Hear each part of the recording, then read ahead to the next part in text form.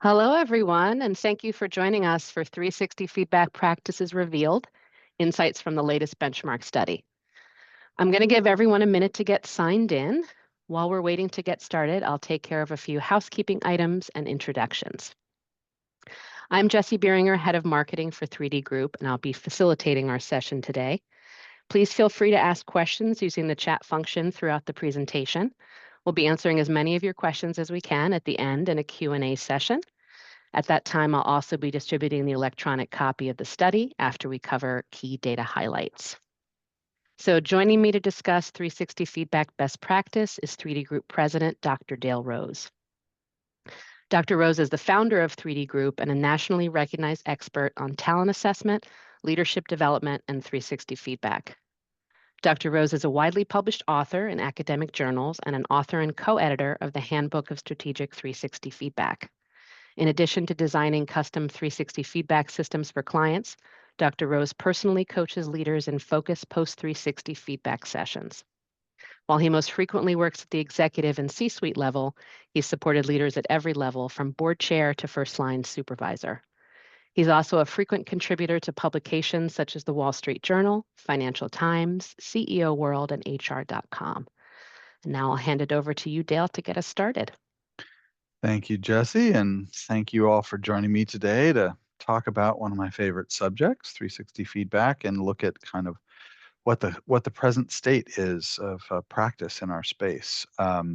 Super excited. It's hard to believe it's been almost 25 years of doing this research. So we've got, as we've done over the years, of collected data from a large number of very well-established companies, both small and large, who are using 360s. And what I hope to do today is to give you a sense of the data. The report itself, of course, has a lot more data points and perspective than I'm going to be able to bring. But I'd like to hit the highlights of the things that we saw that were the most, I guess we thought most interesting. And then I recommend that you get a copy of the report yourself. It's a pretty useful resource in terms of, particularly when companies are asking, well, gee, should we this, should we that? It's nice to have a reference point for kind of what current practice is, sort of what are the normative practices, if you will. Even if, as you may see, some of them may not be best practices, it is what people are doing today. So as I mentioned, we've been doing this for a long, long time. I love this graphic because it illustrates each of the different studies that we've done over the years. The methodology has changed over time. Frankly, when we first started, we were doing in-depth interviews with each person. We found that was pretty limiting from a sample size perspective. So we've evolved into a survey methodology that seems to be pretty effective. So this is the latest and greatest, if you will, the 8th edition of our current practices in 360 feedback. As I mentioned, the sample itself, pretty varied. So everything from very large companies to very small companies. This is actually one of the data points that I've always thought was quite interesting because it illustrates that the tool and the process is valuable across organizational types, if you will, that wherever there is work, feedback is needed. And I think we see that here in our sample. So we feel that we've got a pretty representative group in these data that reflect, I think it's 18 different industries, and again, many different organizational sizes and industries. So one of the first cuts that we take, and this kind of folds into our strategic 360 feedback concept that handbook was written around, was the idea that 360s can be highly strategic, right? That you can use them for individual impact, but you can also use them by looking across the organization. So one of the first cuts that we do on the data is to say, well, how strategic are people being, or how strategic are companies being in their processes? And we've kind of bucketed it into these 5 different levels, if you will, where the most strategic approach would be kind of this business driven. The least strategic would be user driven. So a user driven process is one that really is just, hey, I'm a manager, I want to get feedback, I'm going to go find a tool and go off and do it. Frankly, at this point, HR probably might not even know about it. It's really just a manager going off and doing it for themselves, or sometimes for their team. Maybe they know someone who does 360s and they're leveraging that. But there's really no systemic use across the organization, no alignment, and usually no HR involvement. we found that about 22% of companies are still doing this kind of process. You'll see as these numbers go up, these are not mutually exclusive categories, right? So a company that has a highly business-driven process may also have user-driven tools that they're using and recognize that indeed managers are just sometimes just doing their own thing. Human resource driven processes are more, it is sort of ad hoc. So there's a similarity there to the user driven. But the notion here is that the HR function, the people function, has some control. There's some guardrails. There's a standardized process. There's a this is how we do it here. Sure, you can get a 360, but you have to go usually through HR and follow their standard practices, which obviously is a pretty important element when you're looking at a personnel practice as sensitive as a 360. We find this is about half the companies have HR involved, which is encouraging, I think. Again, if you inverted these two numbers, it would be a little bit concerning. So that guardrails sort of approach, but still ad hoc. Program driven is a little different. It's where, maybe it's your leadership development program, maybe it's your hypo programs, but it's sort of we're embedding a 360 in this program that we're doing. It's one of the many elements of a program that we're implementing. And it's a standard feature of it, but it's really not. It's not that you are doing a 360 process. It's that you're doing a 360 process as part of a leadership development initiative of some kind or other. And again, just over half companies are using it in this way. This is a pretty relatively common approach. And again, you could be doing both, right? You could have that HR driven process, but then also be doing a similar or even slightly different version of that process for specific populations within your organization. Purpose driven starts to get a much more strategic, right? So the program driven is a strategic approach because you're using it, you know, for a group level purpose, if you will. It's not just one-on-one, sure, individual leaders will get better. It's like, let's get this group of leaders to improve. Purpose driven is a much more strategic intent, right? So, for example, there are companies that will have all leaders in a particular division assessed on a functional competency to see what functional level skills do we have, and therefore can we shift our strategic focus. As a matter of fact, there's a great chapter in our book on this where a company was focused on trying to shift to their sales strategy, but they wanted to assess their leaders first to see, are they capable of making this shift, or do we need to do some training first? And this is also relatively popular, but not certainly as popular as the program or human resource driven approach. So this notion of inserting a 360 to achieve an assessment goal and guide a group in a particular direction is used, but again, not as commonly as the others. And then the most strategic, of course, would be this notion of business driven. This is just, we do 360s as part of, if you're a leader here, you can expect to be assessed. You can expect that you will get some feedback on some kind of basis, usually an annual basis, maybe every other year. But it's just part of what they do. And then it's embedded, the data there are embedded in multiple talent management, whether it's succession planning, hypo identification, et cetera. These are, career advising, these kinds of things. But it's just built into the business. It's just a standard practice. And this is actually a bit of an uptick from the prior couple of studies. So almost a quarter of companies using it in this strategic way. I'm certainly encouraged and would like to take some credit for that, with my colleagues and I having put that book together that talks about this different way. So this is the first view of sort of how 360s are generally being used from a strategic lens. And again, what we do see is many companies are using kind of multiples of these. One of the first bits that we looked at when we dive into the data a little bit more detailed is kind of like, what are the essentials? What are the most important, what's in the pantry there? What are the most important design elements? And that's really how our study is designed, is for someone who's putting together a 360 process, what are all the design decisions that you're going to need to make? What are all the questions you're going to need to answer in order to put your process together? And we're trying to give you data to help kind of guide what some of those decisions might look like. So one of the first things is just to ask folks, what are the most important and essential elements to your 360 process as you see it today?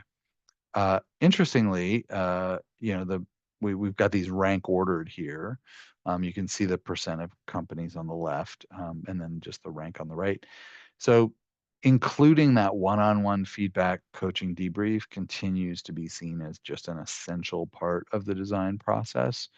We see not a lot of movement in terms of these categories, the top three, well-researched items, anonymity of raters, clearly very, very critical, including those open-ended comments, easy to read reports.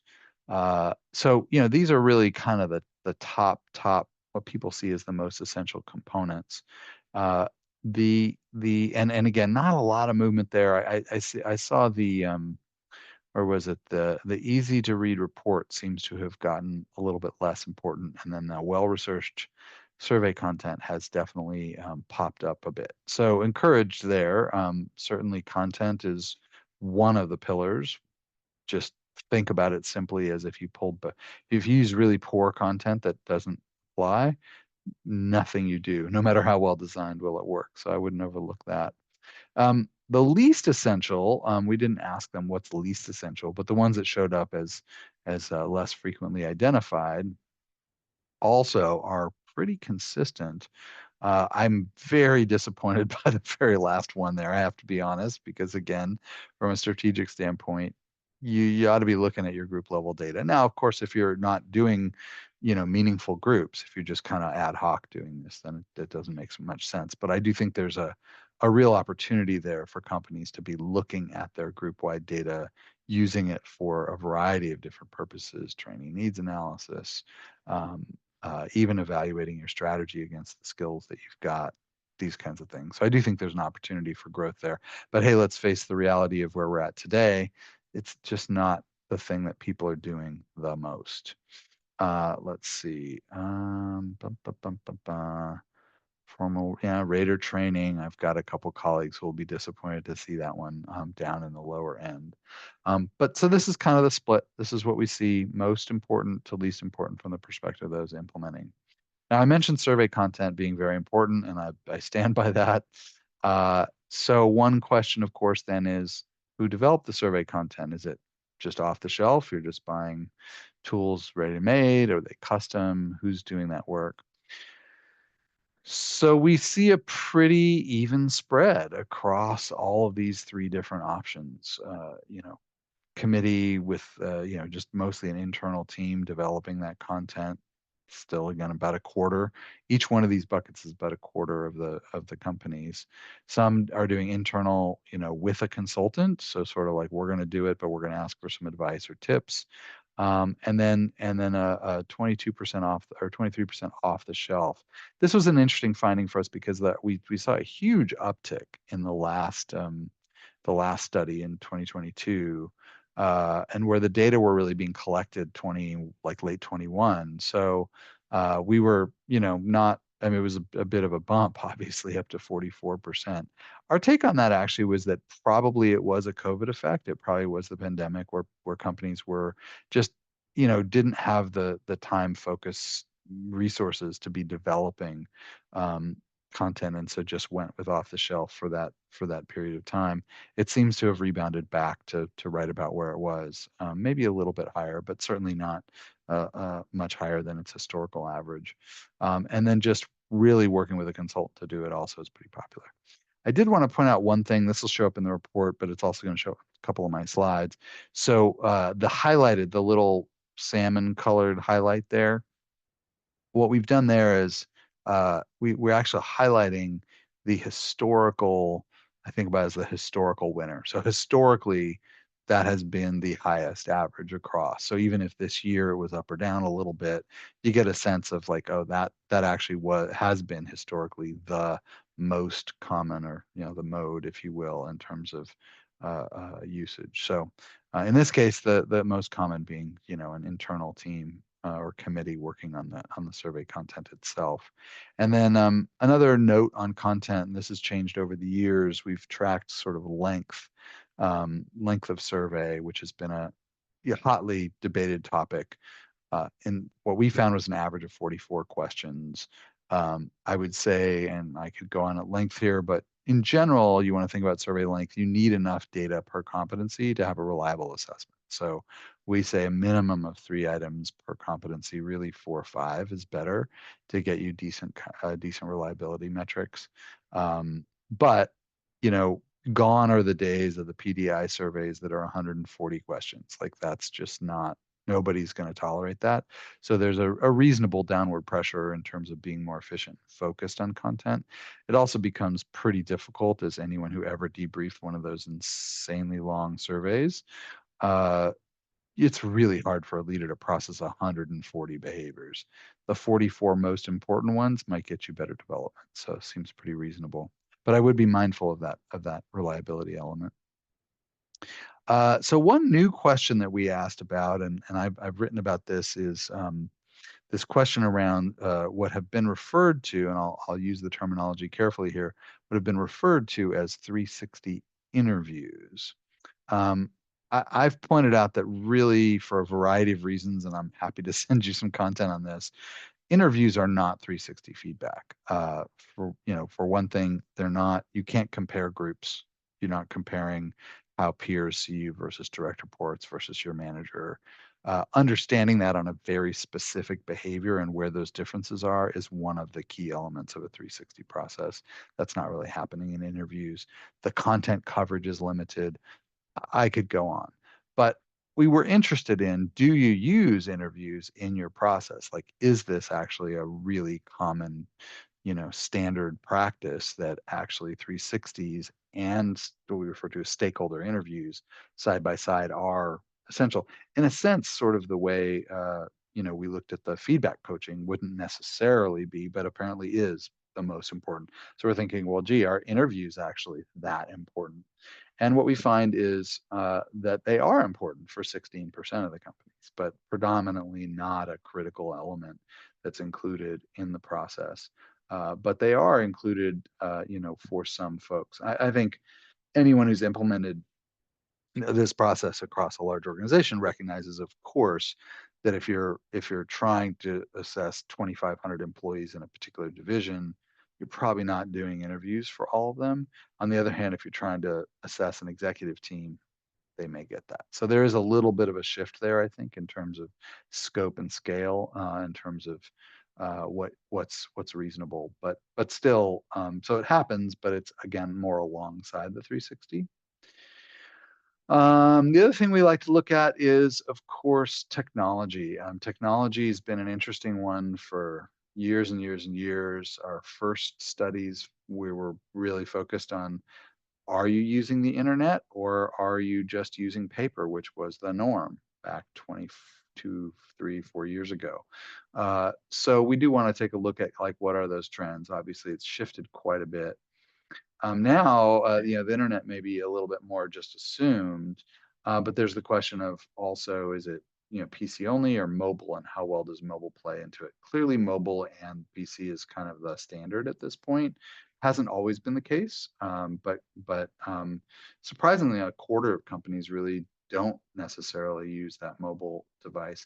I'm still hopeful that people are not actually filling out surveys while they're waiting for their Starbucks cup of coffee, but I suppose being able to access your survey data anytime, anywhere is probably a pretty good thing in the end. So like I mentioned, we've been looking at data for a long time.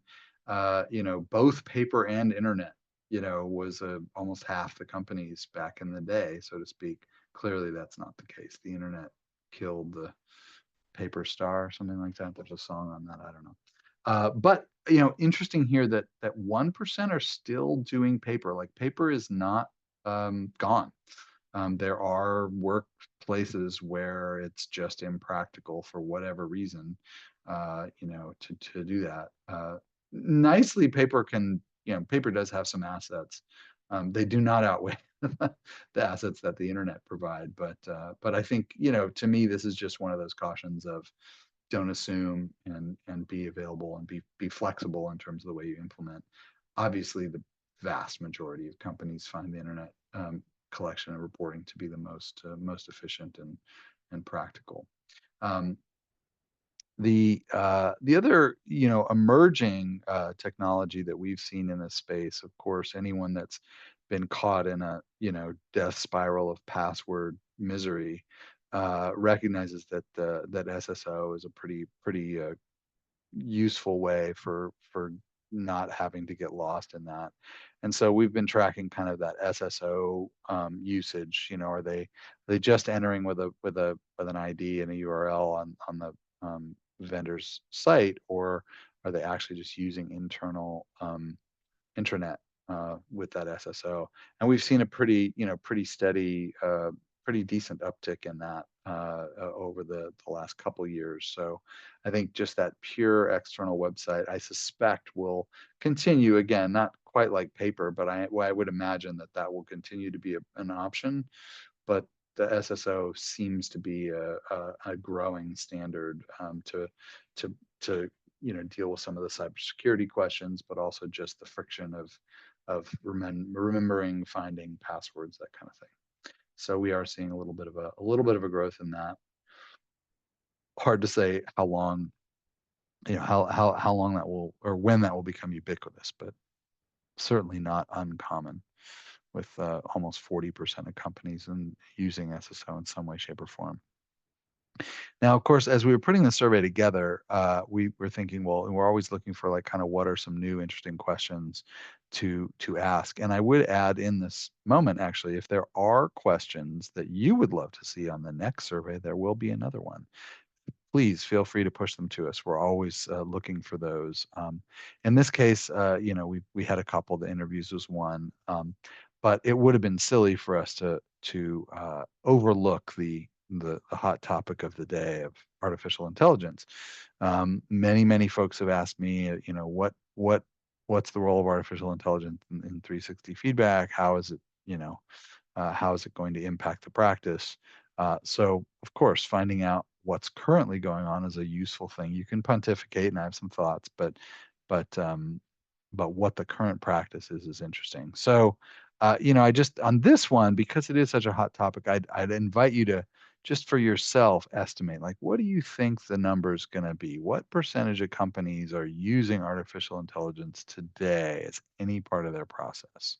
Just come up with your number for a minute, and then I'm going to give it to you here. So it turns out that as hot as artificial intelligence is, it is not particularly germane to the 360 feedback space directly.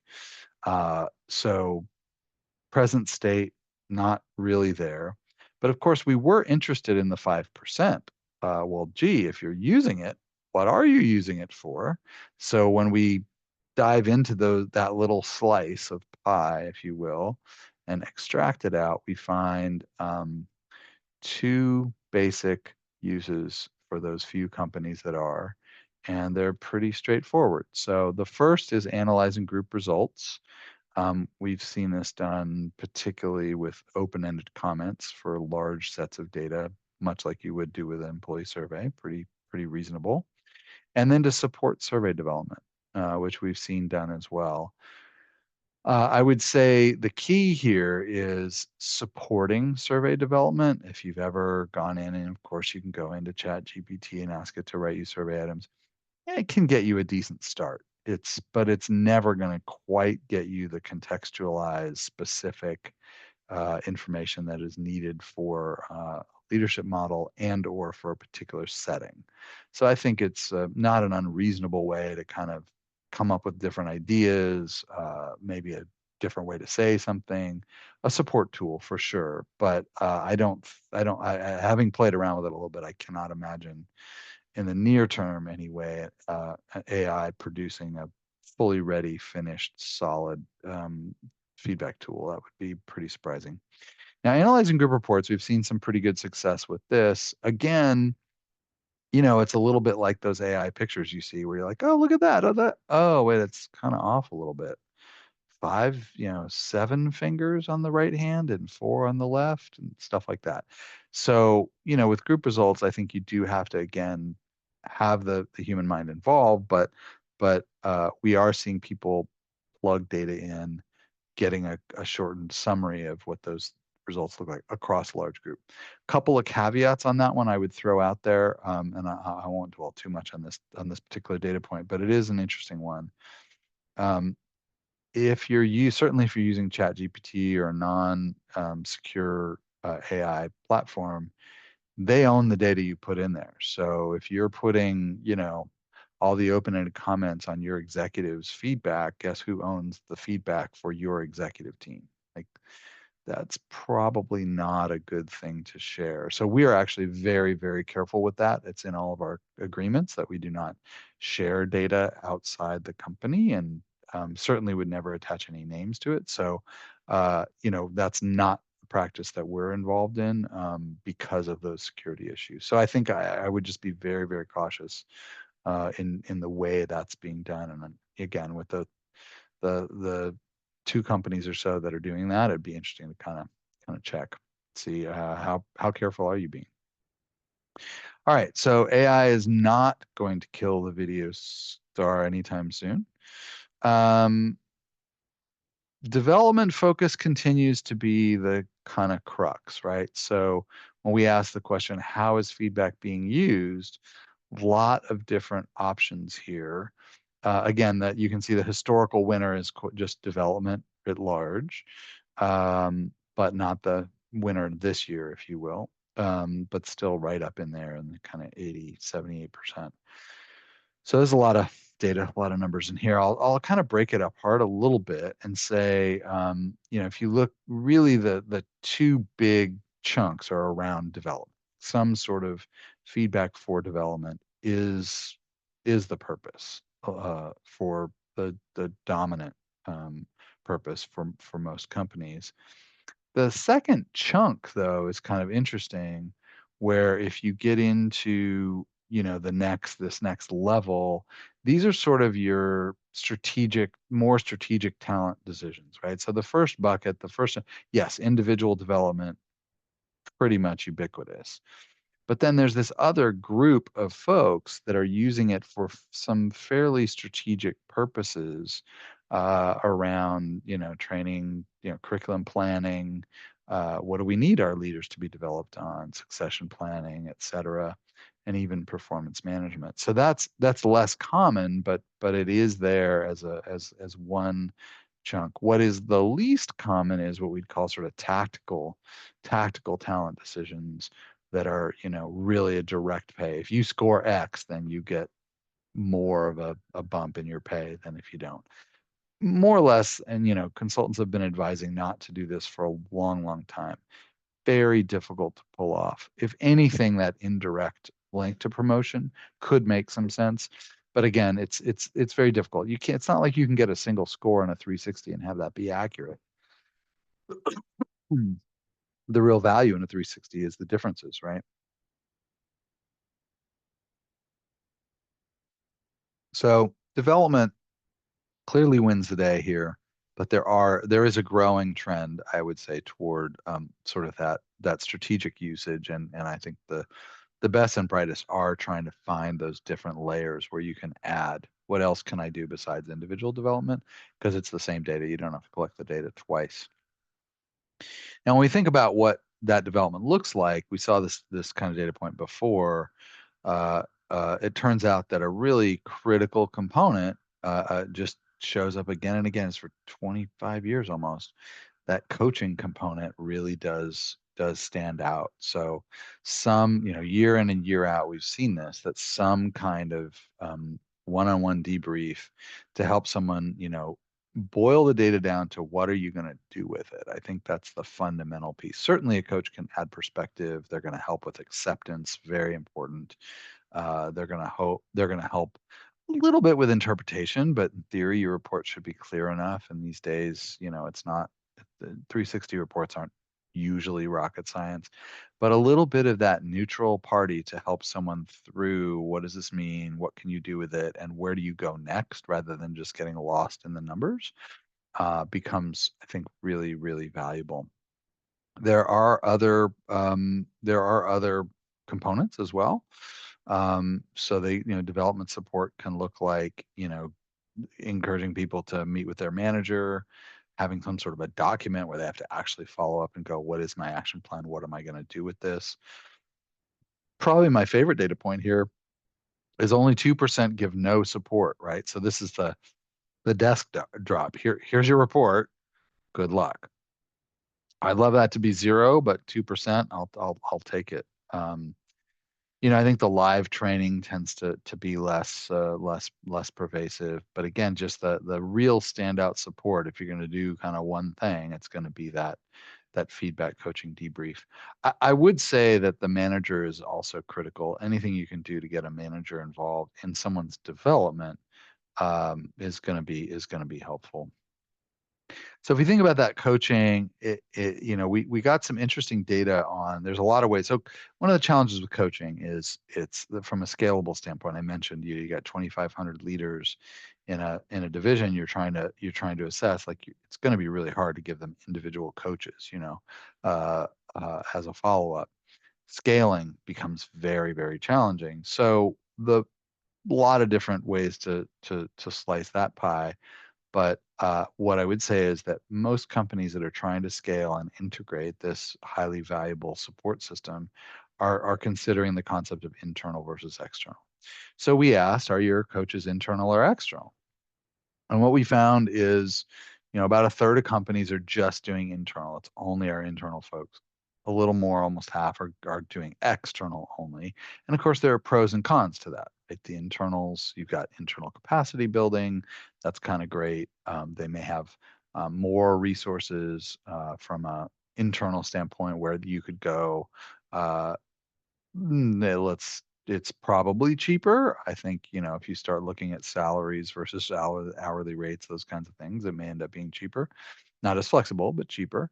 And then, a fifth of companies are actually doing both. They're depending on the audience, they're sort of doing both. So external, if you kind of aggregate the both with the external, about two-thirds of companies are involving externals either alongside the internals or just exclusively, and then a little over half are using internal. So this seems to be a pretty good strategy to scale, um, and one that's pretty common. Again, many thoughts on these, but I just would be cautious with internals at certain populations. The simplest one is, if you are the designer of the 360 process, you may very well be a pretty decent coach. Don't coach your CHRO. Get an external for that. Um, it won't go well. Um, we also asked how those sessions were delivered, which I think was kind of an interesting twist over the years. This is one of those few data points where we've been collecting it for a little while, and then all of a sudden the pandemic happens, and you can see right away, right there, where, the video call, we kept the language from the very beginning, like such as Skype, which nowadays there's so many, it doesn't matter. Back in the day, it was really just Skype. In 2016, it was like video. What are you talking about? No, it's pretty much all in person. Well, now that's completely flip-flopped where video is ubiquitous. Here we all are, right? And in person is much less so. And of course, in 22, again, the pandemic effect, right? Like the in person really dropped off in a significant way, and video came to the fore. So and again, much, much more scalable, right? If you're actually getting on an airplane and spending 4 days to go coach a big group of people, that's just a lot less scalable than it is doing this on video, where it can be moved around, times, dates, etc. So video seems to have arrived. Not a huge news, but kind of cool to see the data show what we would have thought anyway, just from the effect of the pandemic. Now, the other thing that we asked, one of our new kind of questions, was around this topic of what we call kind of anytime feedback applications. Um, so, these are those, little apps. They were very popular around maybe 7 or 8 years ago, where you could just give feedback anytime to anybody and just do it on an app. And it was there was a real sort of rush of these for a little while. And so, and in my chapter, chapter 25 in our book, I talk about kind of alternate forms of feedback, other ways to get feedback, and including this notion of anytime feedback or just in time or whatever your particular application is. Uh, and so, I talk about kind of the pros and cons of multiple different forms of feedback, including this one. So we were interested, we've seen some case studies. Again, I've got a lot of detail on this one, but we were interested in just like how prevalent is that? Is that an alternate approach that might be cheaper, easier, quicker, more convenient, those kinds of things? And what we find is that for the most part, companies aren't doing that. About a quarter of the companies are like, yes, we have anytime feedback applications. So it's not that they're not used, but in terms of becoming ubiquitous, less so. And we've seen some challenges that companies have had doing implementation of these things. Um, the highlights are basically that you tend to only get positive feedback, like really critical, hard feedback doesn't really happen. It tends to be on a very narrow set of topics, so you're not getting full spectrum leadership assessment, right? You're not covering topics that are really critical for leaders. It's really just what's convenient and comfortable. Um, and uh, and then there tend to be sort of super users, maybe a fifth of the company, that actually want to use them on a regular basis, and then the rest sort of leave it be. So it ends up having not a lot of impact, or really just being used by a small subset of people that are kind of into it. So we wondered, well, okay, for those people, the 25% who do this, is it useful or not? So we asked, is there any clear impact in terms of helping leaders? A fifth of that, a fifth of that quarter, right? So a very small slice said, yes, it's been helpful. 50% more than that group said no, not really. And then another, and half of that group was like, I have no idea. Which yeah, suggests perhaps not. And then how do they compare? Two two-thirds of this group that are using it feel it's not as effective as 360, and none of them feel it's more effective or equally. Mostly it's less effective or don't know. So we don't see this as and if you look at the history of how these applications have come about, it makes sense. I mean, they're basically intended for uh, attaboys. That's really what they were built for. So that's not necessarily the same thing as a 360. You should be getting strengths as well as development needs in your 360, but it shouldn't all be positive. Another question we've been asking for a little while is around business impact. And of course, HR folks get this question all the time. So what business impact is there? These are probably really hard to read, so I'll help you with this. But what business impact does your process improve? And the two things that stand out are better decision making by leaders, just allowing leaders to make better decisions, likely about their development, but also about how they manage people and work with their colleagues, and then improving retention for high potential leaders. High potential leaders do not like to operate in a feedback poor environment. So that's a real factor, and one that people agree is critical. We also were interested in the prevalence of ROI analyses, which we'll often hear companies say, "Hey, what is the ROI of 360 feedback?" But are they willing to really do the work to dig in?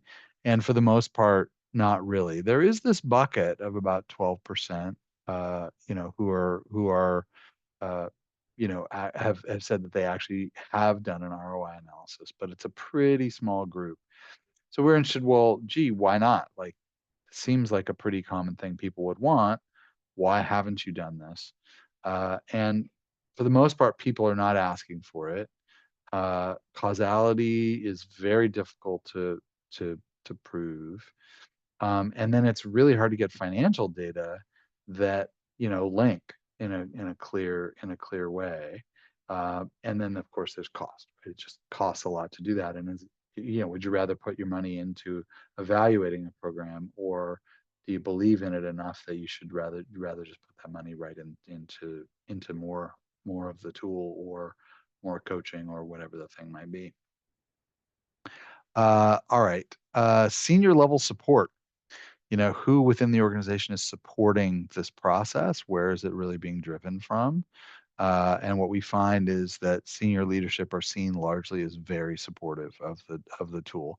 It's a little bit of a select sample, right? It's not like we asked every company on the planet, and are you supportive, are you not? So these are folks, but it really is senior leadership that's supporting it. This is not sort of seen as just this HR process that senior leadership tolerates. They really are valuing it. In fact, we broke this out a little bit to say that, well, not surprisingly, the CHRO and chief learning officers were the ones that were the strongest advocates and very supportive, overall for a 360. Although interestingly, we did have one CHRO who actively opposed the process, despite the fact that it existed. But with 80% of CEOs supporting the process and a third of those being, strong advocates, that's a pretty strong indicator that this is a real senior level, seen as a valuable tool at senior levels. Not too surprised that the CFOs are perhaps a little bit less supportive. Still very supportive, 60, almost 60% supporting the process. It's kind of interesting that about half of companies feel their frontline leaders don't support it as much. I'm not clear on what that is. It could be, if I'm guessing, it could be that they're less likely to get that feedback coaching. So you're really seeing the senior leadership where they get the full process and the investment in that is, they're finding more value in it than the folks who are perhaps getting a more scaled down version, if I'm trying to interpolate. All right. So then we also were interested in really lastly here, and I'll be happy to take questions. And I hope there are some. We wanted to know about the future. How do you see the future? Do you see there being, more people getting feedback or less? About three-quarters see it as the same or more.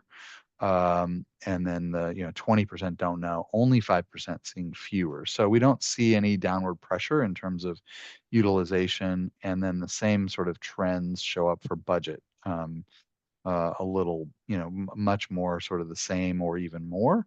And then some are almost a quarter see investing more in 360 feedback the coming year here, which is the highest number we've seen in quite a long time. So we see a pretty bright future, and one where you might want to wear shades. Sorry, I couldn't help myself on that one. Um, all right, so those are the preliminary data that we've got, or, sort of the high level data we've got. As I said, lots of data points in there. What's the most common rating scale? Is rater training used? There's a ton of different questions in there that I didn't cover, but I do want to leave some time for your questions. So, Jesse, I'm imagining that you've seen any questions that may have come through, and I'm happy to take them. Yes, we do have a few. There's also time to put some more in chat if you have other questions. The first one I have is, Dale, what do you see as the major missed opportunities in terms of how 360s are currently being designed? Hmm. Yeah, so I'd like to see that strategic, right? We looked at the strategic levels, right? And that was 24% of companies being, kind of business process level strategic use. I'd like to see more of that. And again, that group results piece of what I would say largely is there's a huge strategic value in looking at aggregated data and looking at uh, what are these data telling us about our population and how can we then do training and succession and all these other things. So I think the individual level, get individual leaders feedback and help them be better where there's huge impact, and that's should never go away. That is really alive and well. I think the opportunity that's missed is, okay, now how do we also get this other level of impact? And then to that end, I would say the other thing where I would like to see more of is more customization of content to the business based on where the business is at and what strategies it needs to be, implementing now. You can really focus leaders based on where that content is. So those are probably the two biggest opportunities, I think, where companies can have greater impact on the business. From where they are today. Okay, let's see. I just got a new one. Tom said, um, My experience is more time in, hold on, what? Hold on one second, just making sure I understand this question. Yeah. What barriers do you see that impede more feedback? What is ideal in your view? Tom, I don't totally understand the beginning part of your question. If you want to clarify, I don't know, Dale, if you could see the chat. Yeah, I'm not on the chat. More time debriefing results is more effective growth of the Uh, individual and more effective communication. What barriers do you see that impede more feedback? oh, okay. Yeah. So, yeah, it's interesting. The notion of more, sort of more time with that feedback coach makes it more impactful. I think that can be true. And what I would say is, uh, what we found is that a 1 hour debrief with a really good feedback coach can make like the biggest difference, right? Like having that, not having that, huge difference. That second follow up, third follow up, you're mostly trying to get accountability and a little bit of development. It can slide into a full on executive coaching engagement, and then that's a different thing, and you're getting a lot more impact and a lot more time. But the second or third follow-up sessions with a feedback coach, which would get you more time with a feedback coach, I think have diminishing benefits. I think mostly they're around accountability for HR to know people are doing what they're supposed to do. And that's not bad. I mean, that is valuable for sure. But I guess it's just, you know, the biggest impact is doing it. And then you could add a little bit by doing it a little bit more. That's kind of what I see. Okay, I think maybe a little bit related to this, Julie asked if we have data on how many companies do follow-up 360s, say 1 year later, to measure any improvements based on the development plan. It's an interesting one. Yeah, so we did get a data point in there, and I'm not sure what it is on whether they do sort of time one, what we call time one, time two uh, surveys and reports.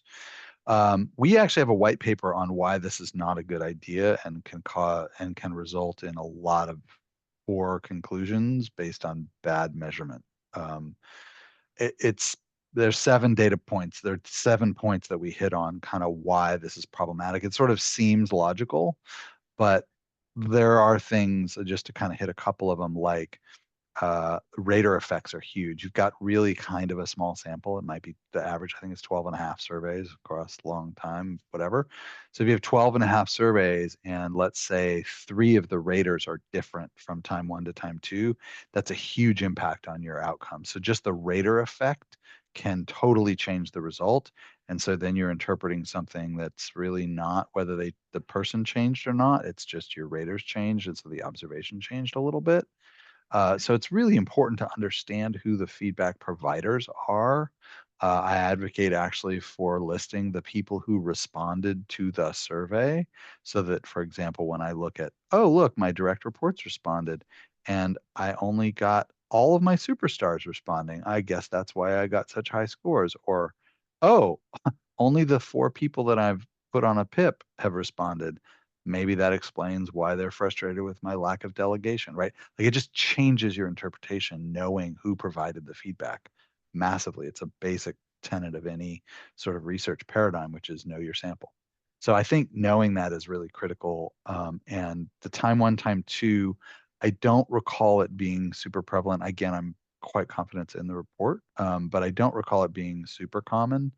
And again, we've written on kind of why that can be problematic. We've actually had a client that promised their executives that they would demonstrate improved results based on uh, improvement based on their 360 score. We advised them against it. Uh, when they did it, all the scores went down for reasons that we were able to explain and made perfect sense and had nothing to do with them not developing. It had to do with people had changed jobs and their jobs were harder. And it's just so I would be very, very careful with that methodology. It's not that you can't do it, but you just have to be very, very, very careful. And again, if you're interested, we'll send you that white paper. Yeah, great. Aaron asked, how have you seen organizations deal with situations where there's a lack of psychological safety and Hmm. individuals don't feel comfortable or they feel there's not a point to giving feedback, and potentially 360s could do more harm than help? Yeah, well, the first thing I would say is if you feel that's authentically the case that they will do more harm than help, then don't do them and do the work on building trust internally first. Because weaponizing a 360 is just tragic. I mean, it will make it's just tragic.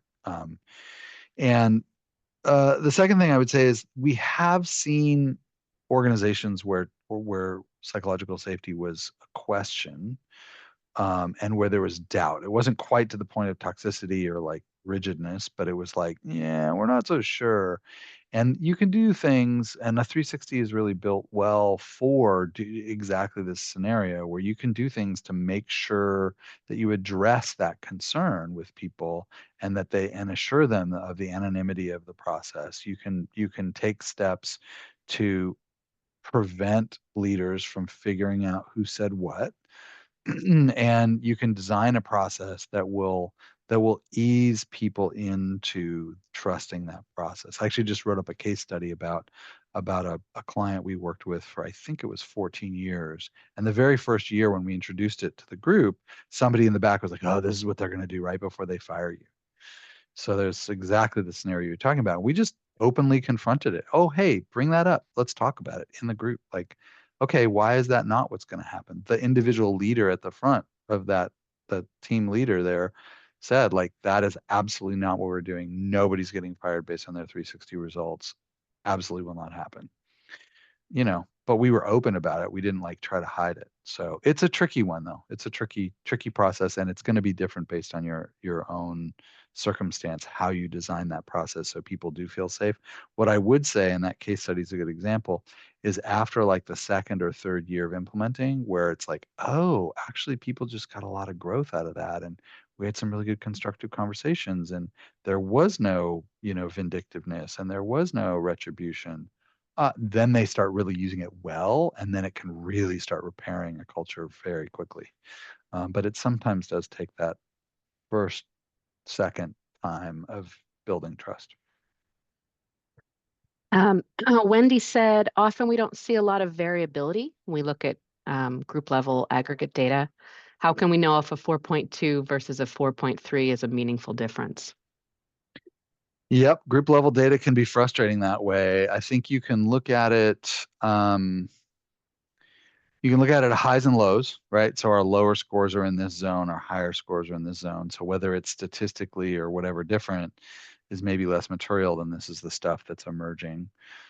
You also can bucket it by individuals, like what you can set cut scores. So you're like, how many individuals are below this threshold on this competency versus this threshold? So sort of strengths, weaknesses, that kind of thing. What percentage of leaders fall in those buckets? Because when you look at group level data, individual variability does tend to kind of collapse and make it look a little bit, for lack of a better term, kind of boring.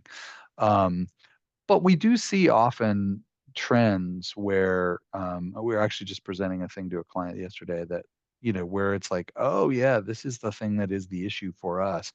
And this large data set reaffirms for us that we need to go work on that. Whether it's point one, point two, it's tricky. On a statistical level, what I would say is it's good to just understand what's the standard deviation of the data at the competency level and the item level if you want to go that far. And that usually is a guide. Hey, this is a third of a standard deviation or half a standard deviation different. It could be meaningful, especially that case. I think we had 44,000 ratings. So it was like a point 0.1 difference was pretty meaningful, actually. Okay, let's see. One or two more. Yeah. What is the best approach for identifying competencies by role or what you're looking to help or how you're looking to help the person develop? Best approach to do this for groups. Mm. So a couple of things. I would not do it by role. Like you'll end up creating a custom survey for every role. It'll just, I mean, the cost benefit there is just not there at all. Um, you also lose the benefit of doing something across a population to understand those strategic impacts. Now we do some functional 360s where it is like they've really figured out like what are the specific behaviors for this group of roles that are all common, like for example within marketing, like these different roles all need these skills and behaviors. So that can be done, but I would minimize. What I would say is that customizing to your environment is really helpful, but having a standard tool that is used across multiple folks is tends to be better from understanding what's going on in your population. It also creates common language for people to all be working toward the same thing. And then you recognize that there are certain items that will not be observable by certain groups, and you just let that go to a don't know, not applicable. Um, but yeah, I would minimize the number of custom surveys. Like I wouldn't do one for every role. And it's also very uncommon. We have a data point in our survey on do you customize the content by role, same for everybody by level. Again, I'm not remembering the data points right now, but it's in there, and I think it's pretty small percentage that do it by role. Yeah, I think it's about half that's the same for everybody. And yeah, that's a kind of a common, not a common approach. I think maybe we'll stop questions there unless if anybody wants to type in one more pressing one. I think we got everyone's questions. I did drop a copy of the study into the chat. So if you all want to open up the chat and download it right now, you can. But we are going to follow up with all of you and provide the study by email as well. Also, since a lot of people seem interested in that white paper on time one, time two, we can send that to you as well. Um, Thank you all so much for joining us. Don't If forget you'd the like a, printed copies. Yeah, yeah, we yeah, got you. yeah, Yeah. yeah. So if you'd like a hard copy of the study, Dale and I both really love to keep it on our desks and be I able to do. just grab it and pull out a data point. It's available for purchase on Amazon. If you want, you feel free to share the electronic copy with your colleagues, or people can request a copy through our website. Thank you all again for joining us, and I hope you have a great rest of your day. Thank you. Thanks, everybody.